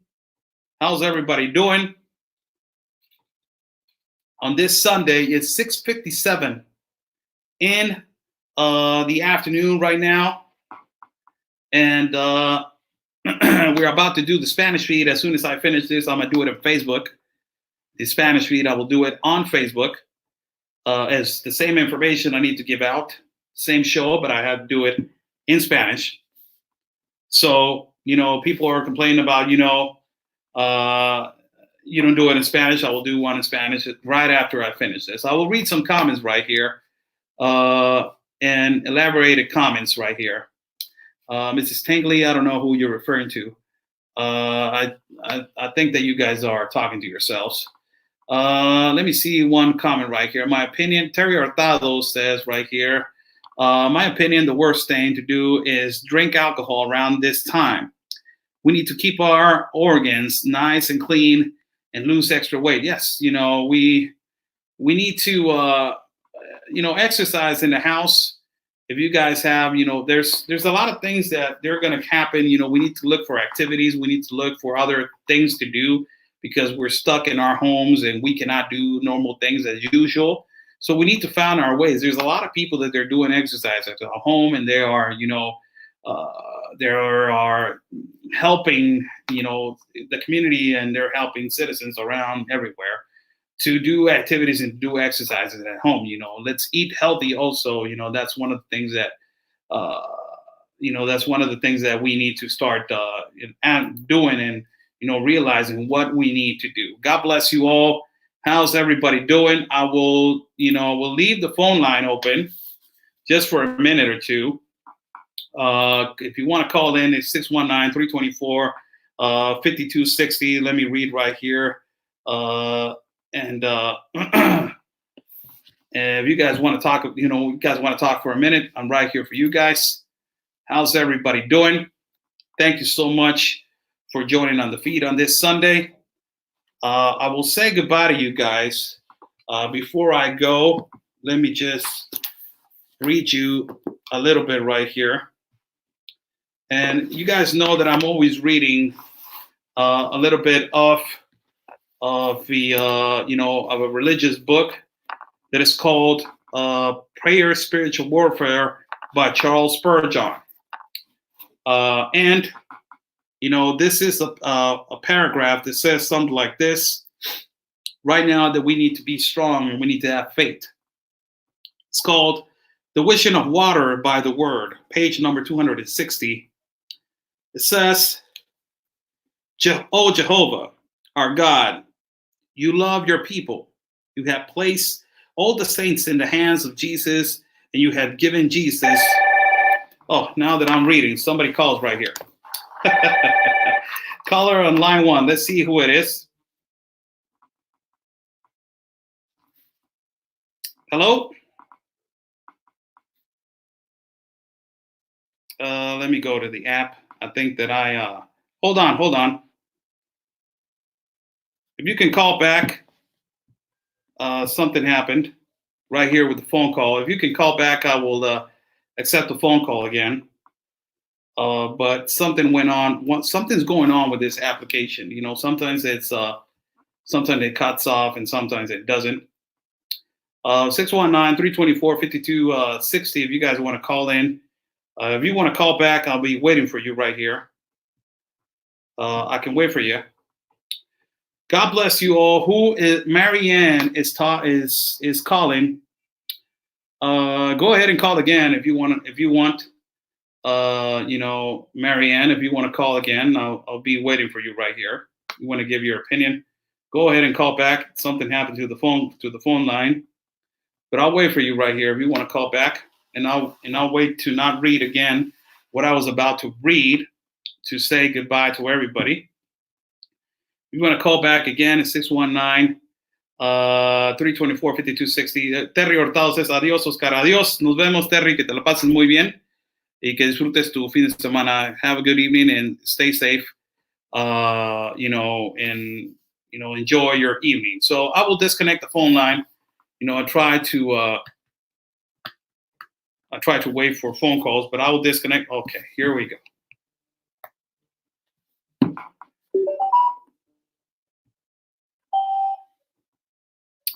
Got a caller on. Let me hold on right here for a minute. Can you hear me? Enjoy your evening. So I will disconnect. Hello. Hello. Hello. Hello.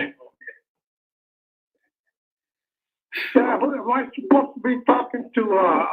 Oscar? Yes, if you can, how you doing? Good afternoon. This is Oscar Blue. How you doing? Where are you calling me from?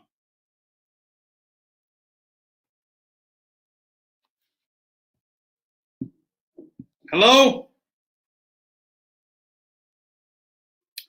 Hello?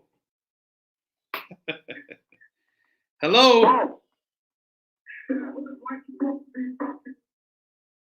Sir, if you lower down your where you are watching me, you can actually talk to me, on the live chat. It has like a seconds of difference. So if you're trying to hear where you're watching and talk to me at the same time, it's going to be, a time difference, a time frame. So I suggest that you talk to me on the phone, and then later on you can look at it. Speaking to Oscar? Yes, this is Oscar. How you doing? Good afternoon.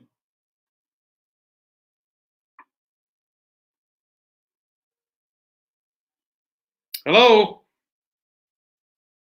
And anyway, all I wanted to tell you was that I've been listening to you for a long, long time. I'm a disabled veteran here.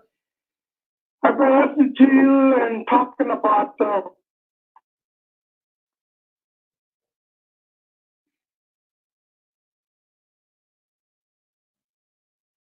Hello?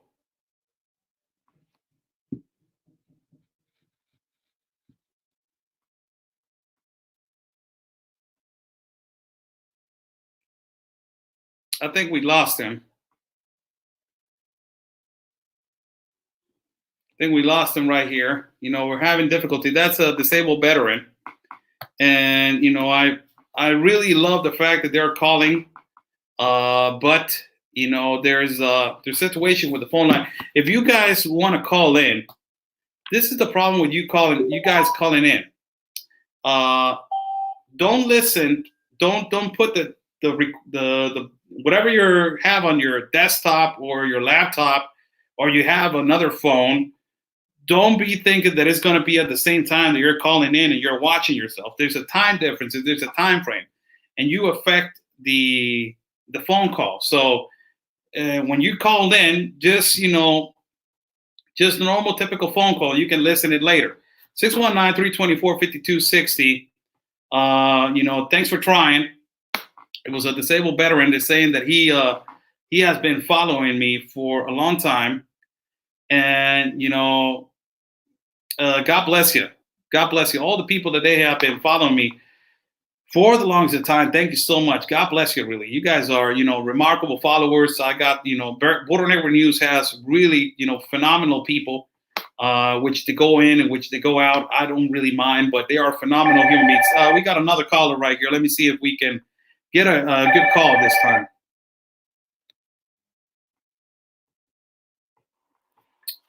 Hello, this is Oscar Blue. How you doing? Who am I talking to? Hi, Blue. It's Joy. How you doing, Joy? Good afternoon to you. Good. How are you? I'm doing okay. How about yourself? Hanging in there. So, what's the topic? What do you want to talk about? Well, I just wanted to let you know kind of what's going on up here in Washington State. Go ahead. I had somebody go and film all the hospitals around the area, and they are empty. All the tents are empty that they have set up, everything like that. Just everything is really quiet. They were saying that they were all packed and they were all overwhelmed and everything like that, and that's not true. So that's one of the things that's going on. Now, can I ask you a question? Now, this goes to the fact that a lot of people are panicking about, the hospitals are packed and there's really a situation going on in hospitals. But in comparison to what is going on in New York, what do you say about that? Well, I've seen videos online. I went on Twitter last night and looked up a bunch of stuff that people were doing to film your hospital. And it basically looks like the same situation of what we're dealing with here. People are going around doing the same thing, and it pretty much looks like same circumstance. They're empty. The tents are empty. The lines to get tested are non-existent. I know that people are not allowed into the hospitals. They're having to separate them and whatnot, but parking lots are empty. All the testing tent areas are empty, everything. So there's not this craziness that they're saying that there is. So what are you saying? You're saying that, because this is this thing that is going on, a lot of constitutionalists, and I don't have an argument with no constitution, because they're violating my constitution over here also in Mexico. They're prohibiting me to be walking around outside of the city because, Article 11 says that I can transitate whatever place that I want. I believe that there's also, an article in your constitution that says that you are free of transit to go to whatever part that you want in your country. Now they're taking away that privilege of your constitution. Now, what do you think that needs to be done? Do you think that they are over exaggerating about this stuff? We just heard that the Department of Defense, through the Department of Justice, just asked for 100,000 black body bags to be delivered to the United States. What is your opinion on what is there? Are they over exaggerating, or it's what is going on? Yeah, they're over exaggerating. What they're doing is they're trying to take away our constitutional rights here in Washington State. They're trying to close the gun stores, which a lot of the gun store owners here have basically flipped our governor the bird and have said, no, you can't do that. However, he's still trying to override that decision and still trying to close them, saying that they're not essential businesses. And but the pot stores, and we're also getting liquor deliveries to our homes, saying that that's essential. People are having alcohol delivered to their homes. Now, but the gun stores aren't essential. I want to ask you a question, because what you're telling me is that, yes, they're over exaggerating, and I believe in certain facts they are. But the president of the United States is declaring and is saying to stay home. What do you say about that? What I think is happening is, if he goes against what all these governors and everything else is saying, there is something going around. I do think that, there is a virus. I don't think it's to the extent of what all these governors and everything like that are saying. But if he goes against it, he's going to look like the devil, especially if it does explode and everything like that. If he goes against what these people are saying, he is going to look like the evil one. So he kind of has to play into what they want right now, because if he does anything against that and this virus does have any explosion whatsoever, it's all going to come back and bite him in the ass. No, and I understand that's what's that. going to happen. Yeah, I understand that, but we cannot be, Joy, we cannot be justifying all the time that the president is not taking decisions on his own, that he's always taking decisions because he's being pressured. We cannot be saying that all the time. Like, we are always saying, let me give you an example, and I will give you a clear example. When the president told Mexico, I will give you a 1-year chance for you to maintain the control of your borders and for you to control the fluency of migrants. And I was not agreeing with that. I was like, what the hell you're doing? And a lot of people were saying, oh, no, it's because the Democrats and everybody's forcing him to do this, to do that. Every time we're justifying something that the decisions of the president are taking. Now, we need to understand that his decisions are the ones that they're coming out of his mouth. And if he is saying stay home, don't you think that citizens need to stay home? So so what our constitutionalists need to do, Joy? Well, the other problem we're having here too is the homeless. They are letting them wander around the streets, and it's crazy because they're buying all these. They spent $4 million on a hotel, a quarantine hotel. Wow. And there was no security whatsoever.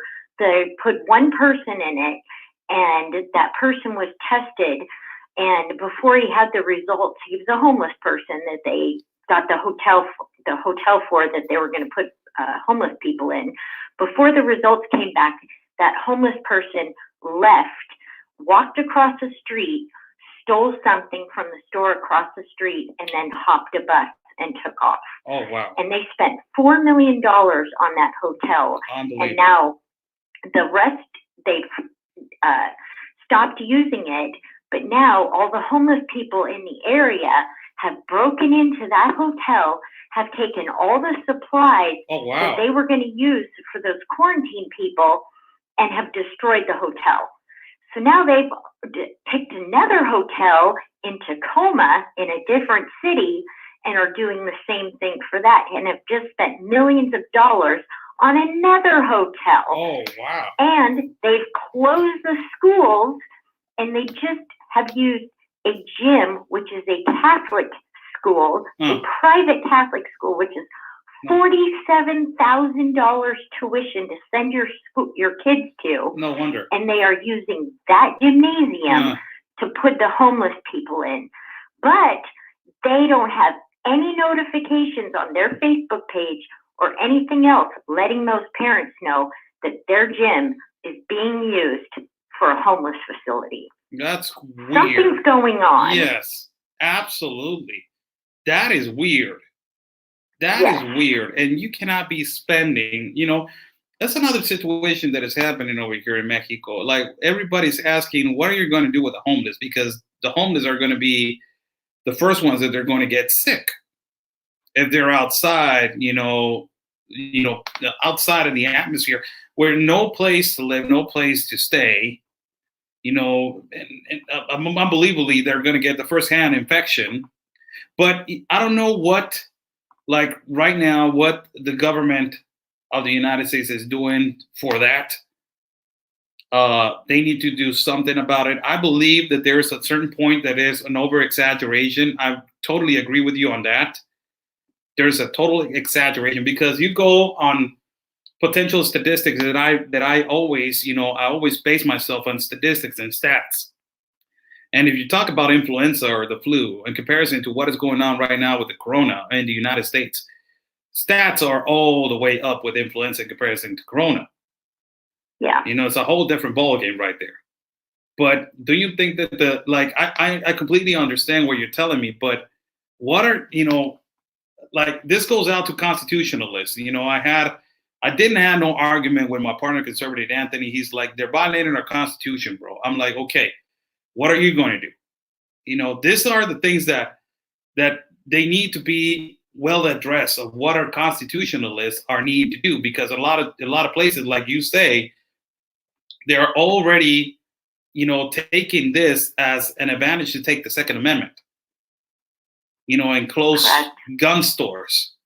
So do you believe that President Trump is going to, after, I don't know, probably in the next weeks, is going to take a decision on, practically all of you are quarantined to stay home, or you think that it's going to change? I don't think he's going to force people to stay home. I think he's going to back this up and, let us make our own decisions. I think he's going to, warn us that it's going to be the right decision to stay home because of everybody freaking out and everything like that. But I think Italy today is already saying that they're already seeing a flattening of the curve, or I think that's already came out today. So I think what's happening right now is word is getting out that this is a bunch of BS and that the hospitals are empty, and that I think word is starting to circulate that something is going on. I really do. And citizens are about to realize that this is a setup to, to control the population, to implement fear, and to also take away the amendments from the Constitution. You think so? Yeah, it's kind of hard to hear you, but yeah, it's something's definitely up, and it's going to be really interesting to find out what that is. In the next but coming what's weeks. Going on here is our governor is lying to everybody, and the way that he is just moving people around and spending money left and right, it is unbelievable. It's really out of control. That is crazy. I want to thank you for calling in. Thank you so much, Joy. Have a great evening all the way to Washington. What time is it over there? Is it 3 hours of difference from the West Coast? Nope, we're the same time. Oh wow, it's at 7:17. I didn't even look at the clock. Yep, 7:17, sir. Oh wow. God bless you. You hope you have a Thank beautiful. Hope you have a beautiful Sunday still. Thank you for calling. Thanks, Blue. You take care. We'll talk to you later. Thanks so much. God bless you. That is caller number. If you guys want to call in, I will leave the phone. I will leave the phone line open still. If you guys want to another call, 619-324-5260. It's the number if you guys want to call in. Before I go, I want to say thank you to everybody that was watching the show tonight. I try to do the best. We try to do the best that we can every time that we are, live. Sniper 4919. Thank you so much. God bless you. Thank you, Miss Karen. Thank you so much. Also, God bless everybody that is watching. Thank you so much for the opportunity to give me the time to communicate with you guys. I will be live in a few minutes in Facebook doing a Spanish feed for everybody that is watching. I will read right now the last paragraphs that I was about to read in terms of, let me turn off the phone line. There you go. We're going to turn off the phone line right here. Let me put another banner right here. There we go. So let us read the last paragraph that I was about to give you guys to say goodbye. We need to pray. You need to stay, with a lot of faith right now. That, we pray to God that God guides us and tells us, this is what the real thing is happening. If it's something that's happening, guide the right people to do the right thing. If nothing is happening, well, God guide us to, what is real happening. So the washing of water by the word, page number 260 of Prayer Spiritual Warfare by Charles Spurgeon. It says like this: "O Jehovah our God, you love your people. You have placed all the saints in the hands of Jesus, and you have given Jesus to be their leader, commander, and husband. We know that you delight to hear us cry on the behalf of your church, for you care for her and you are ready to grant to her according to the covenant of provisions that you have laid up in store for Christ Jesus. Therefore, we begin this prayer by entreating you. You too, behold and visit the vine and the vineyard that your right hand has planted. Look upon Zion, the city of our solemnities. Look upon those whom you have chosen from before the foundation of the world, whom Christ has redeemed with blood, whose hearts he has won and holds, and who are his own thought. They are in the world." God bless you all. God bless you all that you're watching. Have faith. Let's pray. And like I say, let's pray for us to be, so God can give us the knowledge of who we can help, not to help ourselves, who we can help, and give us the knowledge of telling us, this is what you need to do. Let's pray for that. Let's pray for a healthy world and this pandemic and all this things that are happening right now in our lives to go away. Stay safe, everyone. Follow my partner, Conservative Anthony, at his platform at YouTube and Facebook. Subscribe to his channel on YouTube. Also, you can follow my YouTube and subscribe to my channel. God bless you all. Stay safe. And always remember, peace and love, everybody. Because,